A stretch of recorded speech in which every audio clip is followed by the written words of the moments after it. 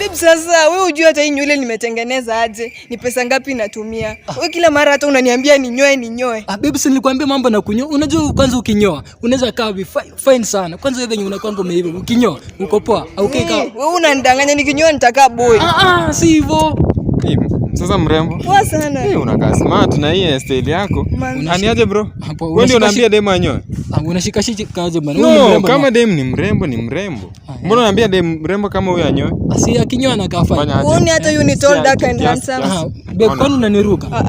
Enda like that focus. Enda usome sawa. Nisoma aje maana huyu ni mrembo ni wangu. Babe, unakubali huyu jamaa? Ni tall dark and handsome. Sana kaa kulipa pesa za salon. Wewe enda usome. Ona enda usome. Mzazi akuleta usome. Ona mchango ilifanywa. Enda.